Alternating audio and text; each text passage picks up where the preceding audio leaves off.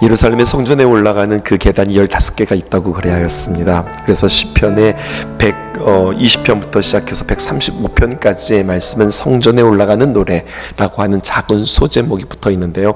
계단 하나하나 올라갈 때마다 그들이 이 찬송을 함께 부르고 함께 영광을 돌려드리고 또 고백하는 귀한 말씀들을 우리가 만나고 있습니다. 핵심 단어들을 가르쳐 드릴까요? 126편의 핵심 단어는 기쁨, 희락이었습니다. 그리고 127편은 하나님의 일하신다, 역사, 하나님의 역사고요. 오늘 128편에 성전에 올라가면서 그들은 하나님께 우리가 받아야 할 복은 무엇인가, 그리고 129편에 우리가 주님 앞에 확실히 믿어야 할 확신은 무엇인가, 이것들을 다시 한번 점검하고 주님 앞에 예배하며 나아가는 겁니다. 시편 128편은 9번째 계단이라고 표현해 볼까요? 이제 중간을 넘어섰습니다. 하나님께 더 가까이 나아가는 그 다음의 계단입니다. 이쯤 되면 사람들의 마음은 어떤 마음일까요? 하나님께서 주시는 복에 대한 열망들이 그들 마음 가운데 있습니다. 복 받고 싶다. 세상이 주는 것이 아니라 하나님께서 내게 주시는 그 귀한 복들을 내가 누리면서 살고 싶다, 이런 마음이 들 것입니다. 여러분, 이것은 너무나도 당연한 것이고 정상적인 마음입니다. 우리가 하나님 앞에 나오면 복 받는 것만큼은 사실입니다. 우리가 하나님 앞에 나아가면 하나님께서 주시는 복, 그것을 어떤 형태로든 우리는 받을 수밖에 없습니다. 영적인 복은 당연하고, 육체의 치유의 복, 또 마음의 고민이 해결되어지는 복, 관계가 회복되어지는 복, 또 우리의 형편이 풀리고 우리의 형편 가운데서 공급하시는 그 하나님을 만나는 복, 이러한 복들은 너무나도 많이 우리에게 주어지는 것들입니다. 이 복을 기대하는 것, 이거 나쁘다고 이야기할 수 없습니다. 그런데 문제가 있습니다. 그 복만 바라보는 것, 이것은 문제라고 하는 거죠. 이게 바로 기복신앙이라는 거예요. 복을 구하는 신앙과 기복신앙의 차이점은 무엇일까요? 제가 정의를 내렸습니다. 이렇게 내렸어요. 복만 바라본다, 그러면 그것은 기복신앙이에요. 그런데 복만 바라보고 나를 바라보지 않는 고집스러운 생각, 그러니까 나에게 무슨 복이 떨어질까, 이것만 바라보는 거예요.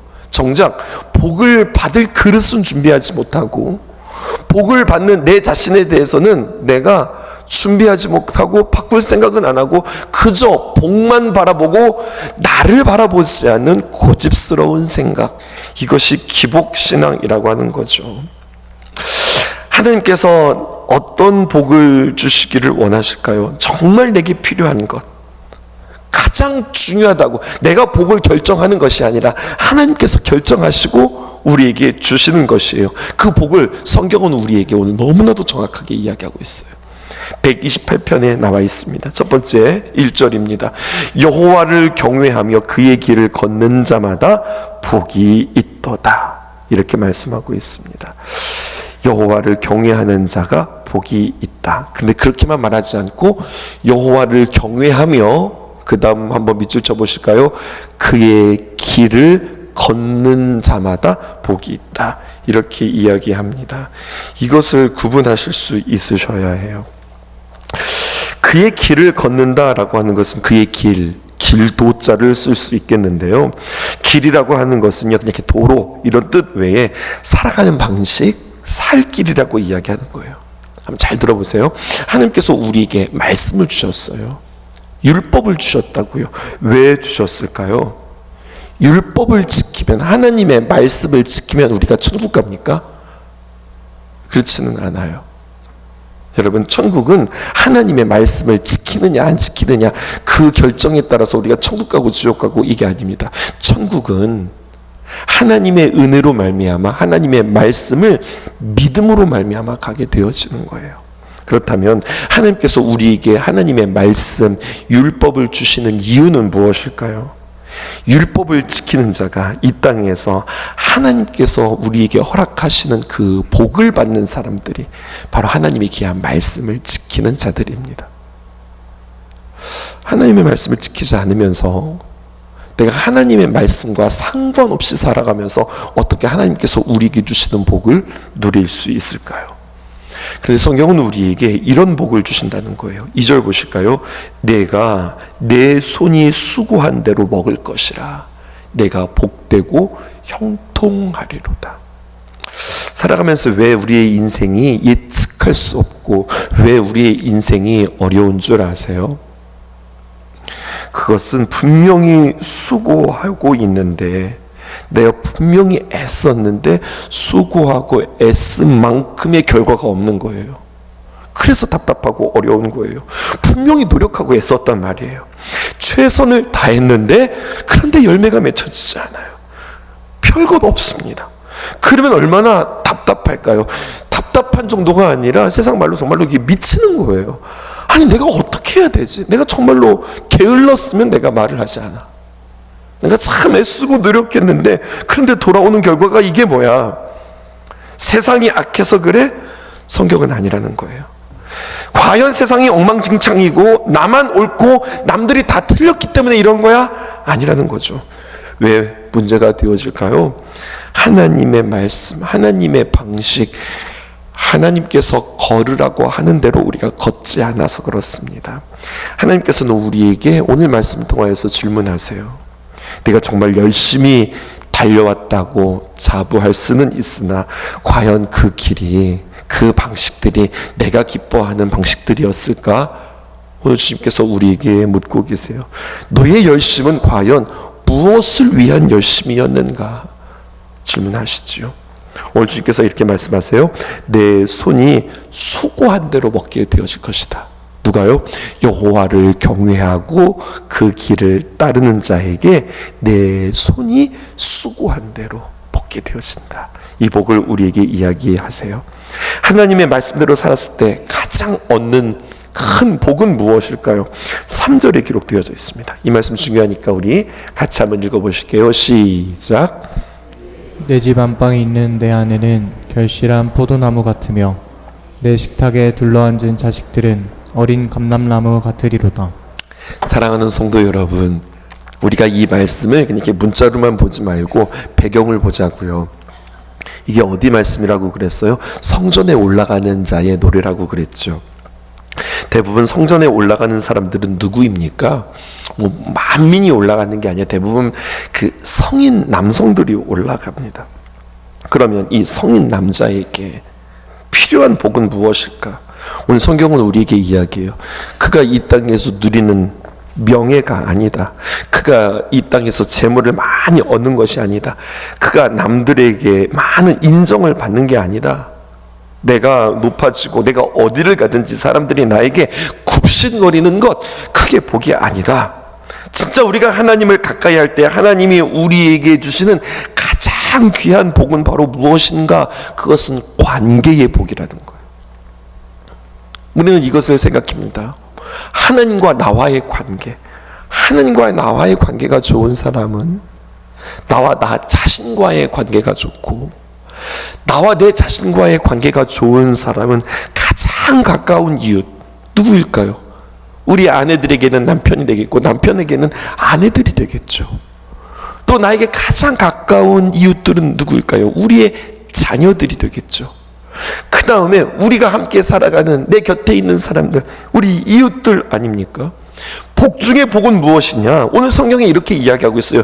내 집 안방에 있는 내 아내, 이렇게 이야기합니다. 무엇이냐? 정말 내 안방에 있는 내 아내를 말하는 것이 아니라 이것은 관계를 말하는 거예요. 여기서 말하는 내 집 안에 있는 안방이라고 하는 이 말의 원어가 참 재미있습니다. 그것은 바로 뭐냐면 안방이라고 하면은 가장 좋은 방, 이런 의미가 아니라 이 이스라엘 백성들 가운데 그 집의 구조를 보게 되어지면 안방은 굉장히 깊은 곳, 세상 사람들이 아무도 알지 못하는 무척 은밀한 곳, 이것이 안방이라는 거예요. 아무도 모르는 곳, 감추어져 있는 곳, 오직 내 아내와 나만 아는 그 자리, 남들은 접근할 수 없는 자리, 정말 그 깊은 마음들을 나눌 수 있고 함께 사랑을 나누는 그 자리. 그래서 아내를 뭐라고 이야기합니까? 결실한 포도나무 같다. 포도나무인데 그냥 포도나무가 아니라 이 포도나무에 이 포도가 주렁주렁 열린 이 포도나무와 같다는 거예요. 포도나무 아래에 있다라고 하는 것은 이스라엘 백성들에게 있어서의 관용어입니다. 만족하고 기쁘고 행복하다고 하는 이야기예요. 그래서 이스라엘 백성들이 하나님과의 관계가 좋을 때 뭐라고 항상 이야기를 하냐면, 우리가 그때 포도나무 아래에 있었다, 이렇게 이야기하는 겁니다. 이 말은 하나님과 관계가 좋고 하나님의 은혜가 우리에게 충만하자, 하나님과의 관계가 좋으니 내 안에 충만함이 있고, 내 안에 충만함이 있다 보니 내 곁에 있는 아내, 내 곁에 있는 남편, 내 곁에 있는 자녀들이 귀한 복들을 누리게 되어지는 관계의 복을 우리에게 이야기하고 있어요. 성경에서 결실하지 못하는 포도나무, 반대의 이야기들을 하고 있습니다. 어떤 때였을까요? 이스라엘 백성들이 하나님을 배반할 때에 결실하지 못한 포도나무와 같다라고 이야기합니다. 그러면 성경은 뭐가 행복이냐? 무엇이 참된 희락, 기쁨이냐? 세상에 일확천금을 누린 듯, 세상에 가장 진귀한 것들을 내가 소유한 듯, 내가 세상에서 여러 사람들에게 칭찬을 받고 존경을 받는다 한들, 가장 가까운 사람으로부터, 내 아내로부터, 내 남편으로부터 인정받지 못하고, 사람들은 다 존경해요. 세상 많은 사람들은 나를 향하여서 박수를 쳐줘요. 그런데 정작 자녀들이 존경하지 못하는 그러한 인생이 어디에서 기쁨을 누리겠으며 어디에서 만족을 얻겠는가?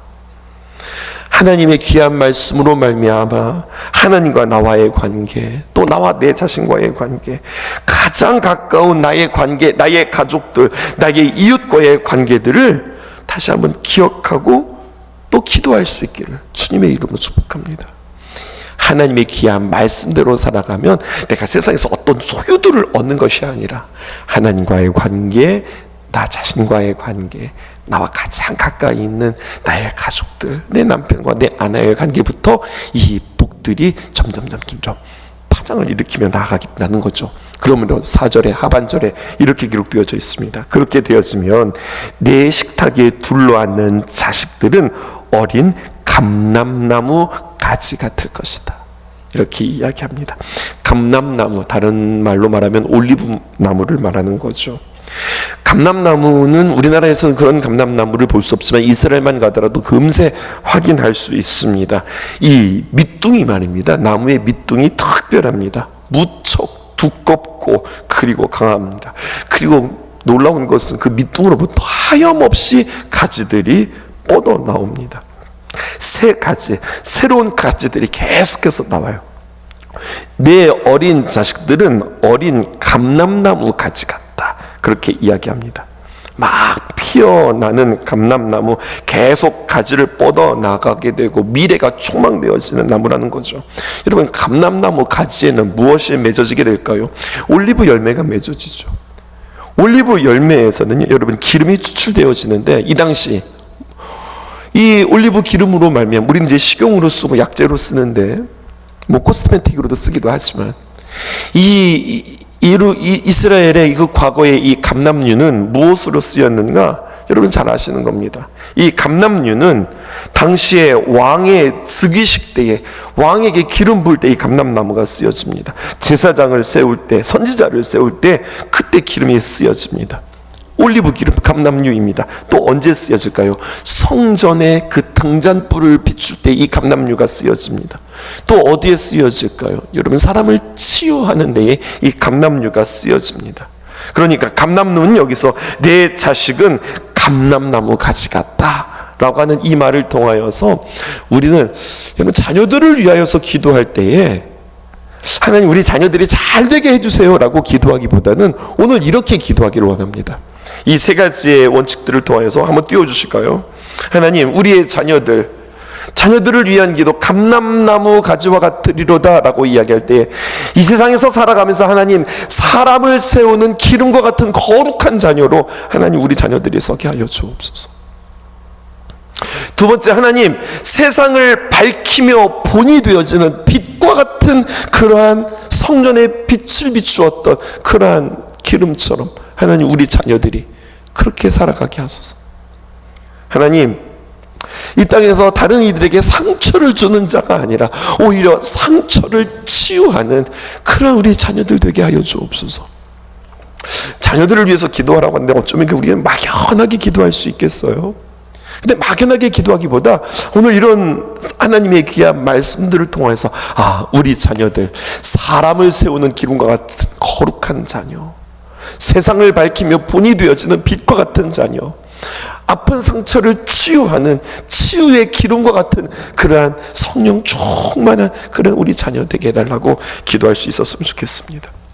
우리 하나만 더 볼까요? 시편 129편에 보면 15개의 계단에 올라가는 그 계단 가운데 10번째 계단에 해당되어지는 겁니다.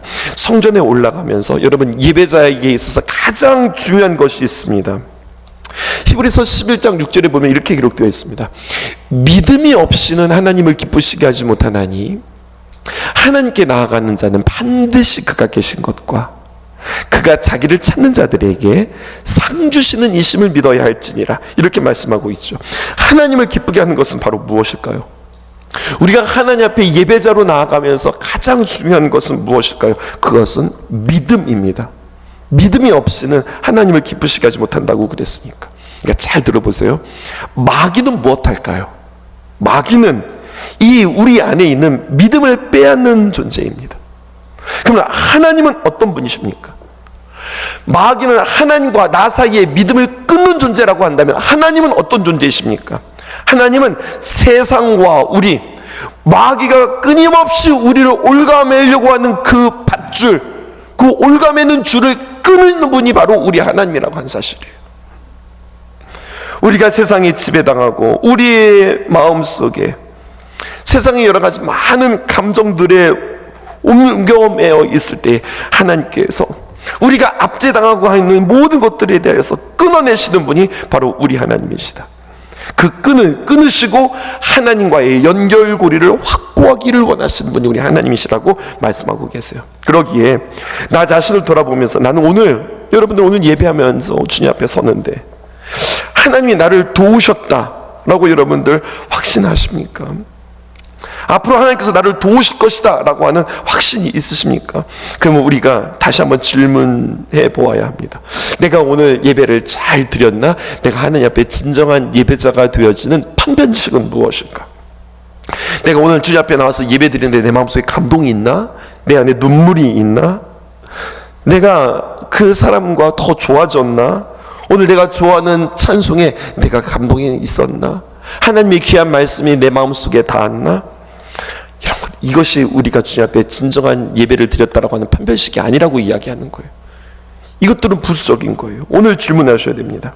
이것을 질문하시는 겁니다. 나는 오늘 이 예배를 통하여, 오늘 이 말씀 듣는 것들을 통하여서 믿음이 확고해졌는가? 이전에는 하나님이 희미하게 보였는데 내가 이제 하나님에 대해서 더 알겠다. 이전에는 내가 하나님의 일하심에 대하여서 의심했는데 내가 오늘 이 예배를 드리고 보니 하나님께서 일하실 것에 대한 그런 확신이 내 안에 생겼다. 이전에는 내가 천국 가는 사람인가? 내가 잘 몰랐는데 하나님의 말씀을 듣고 보니 나의 안에 천국에 대한 확신이 생겼다. 하나님이 일하실 것 같은 확신, 천국 갈 것 같은 확신, 하나님에 대하여서 하나님 나의 삶 속에서 나의 삶의 중심에 계신다라고 하는 확신, 예배자에게 있어서 예배드리고 난 before after의 차이점은 내 안에 확신이 있는가, 이것입니다. 1절 보실까요? 어떤 확신이 있을까요? 이스라엘은 이제 말하기를 그들이 내가 어릴 적부터 여러 번 나를 괴롭혔도다. 여기서 어렸을 적이라고 하는 이야기는 자신들의 유년 시기를 이야기하는 것이 아닙니다. 이스라엘의 역사의 태동의 시기를 언제를 말하면 바로 출애굽부터 이야기합니다. 출애굽 이후에 광야를 헤맬 때를 말하는 겁니다. 그때 얼마나 많은 괴로움과 어려움이 있었을까요? 근데 그때 그들이 하나님 앞에 부르짖자, 하나님 도와주세요, 하나님 우리를 구원해 주세요, 하나님 우리를 살려주세요, 하나님 앞에 기도했더니 애굽의 400년의 포로 가운데 하나님께서 그들을 풀어주셨고, 하나님이 그 괴롭힌 것들로부터 하나님께서 자유를 주셨고, 애굽을 건너오면서 홍해를 건너면서 하나님 우리를 살려주세요, 하나님 우리를 도와주세요 라고 했더니 하나님께서 그 애굽 군대들을 다 수장시켜 주셨고, 광야를 살아가면서 여러 가지 많은 어려움 속에서 하나님 도와주세요라고 이야기했더니 그 광야 속에서 하나님께서 도와주셨고, 요단강을 건너가게 하셨고, 가나안의 7 족속 가운데 하나님 우리를 도와주세요라고 이야기했더니 하나님께서 그 7 족속들을 다 물리쳐 주셨고, 하나님께서 그들에게 왕을 세워주셔서 조금 잘 사나 했는데 또다시 강대국으로 이어서 아수르, 바벨론, 페르시아, 로마, 여러 가지 많은 강대국들이 그들을 괴롭힐 때 하나님 우리를 살려주세요, 하나님 도와주세요 라고 고백하자 하나님께서 그들을 살려주시고 도와주셨던 이야기. 근데 그 괴로움들이, 하나님의 그 역사가 어떻게 이루어졌을까? 2절 보실까요? 그들이 내가 어려울 때부터 여러 번 나를 괴롭혔으나, 근데 어떻게 했다고요? 내가 괴롭힘은 당했지, 하지만 내가 거기에서 완전 소멸되지 않았어, 나를 이기지 못했어. 이 고백을 오늘 이스라엘 백성들은 성전에 올라가면서 하는 겁니다. 여러분, 이게 신앙이라고 봐요. 신앙은 어려움을 부정하는 것이 신앙이 아닙니다. 이게 신앙이 아니라는 거예요. 내가 예수님 믿었거든, 나 신앙생활 하거든, 그러니까 더 이상 나의 삶 속에서 어려움이 없을 거야. 여러분, 이런 신앙은 없는 거예요.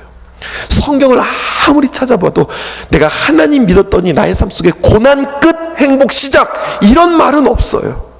그런데 이런 말은 있어요. 뭐냐? 신앙생활을 하니 하나님을 믿으니까 이제 어려움이 없을 것이다, 앞으로 잘 될 것이다. 이 고난을 외면하는 것이 신앙이 아니라 여전히 힘들어요. 근데 여러분, 중요한 것은 그렇게 여전히 힘든 것들이 있으나 그 힘들고 나를 어렵게 하는 그 고난이 나를 이기지 못했다.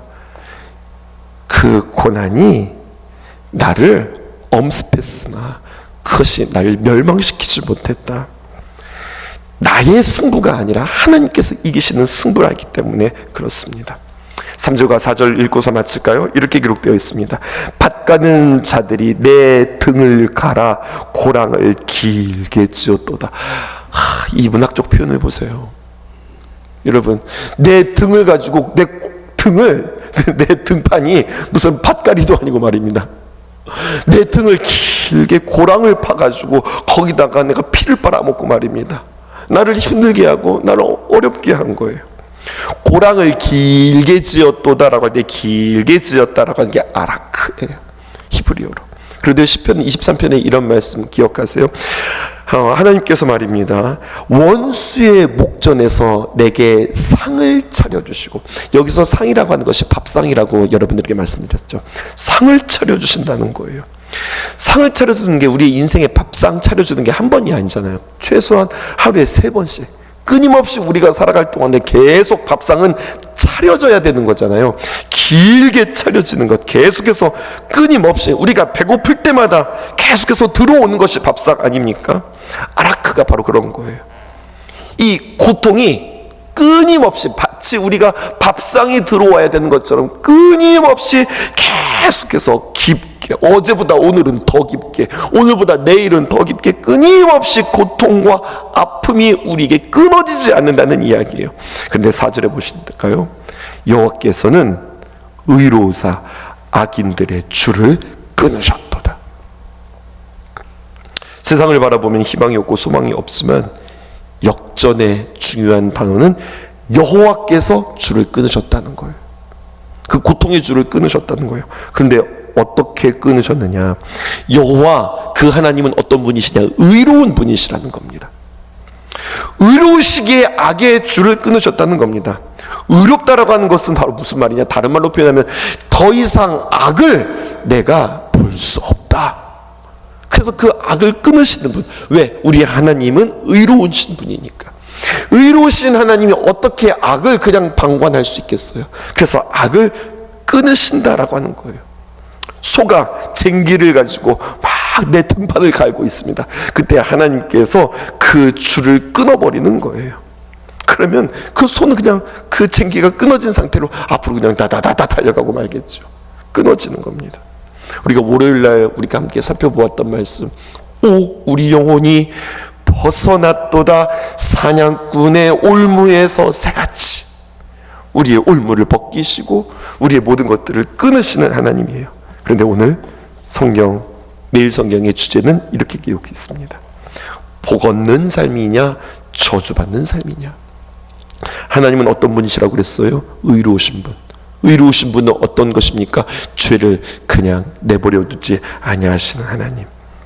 의로우신 하나님은요, 죄를 가만히 보고 계지 않으세요. 죄를 향한 반드시 심판이 있습니다. 그러니까 나는 오늘 주님 앞에 기도하셔야 됩니다. 나는 심판의 대상이 아니라 복의 대상이 되어야 할 것입니다.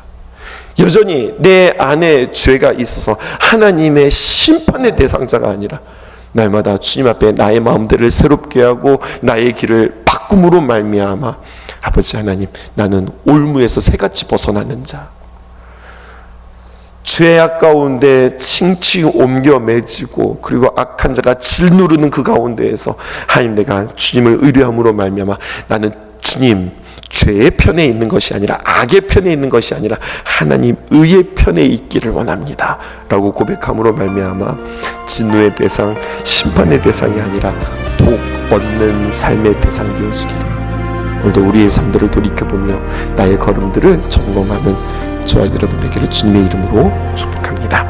기도하겠습니다. 말씀 앞에서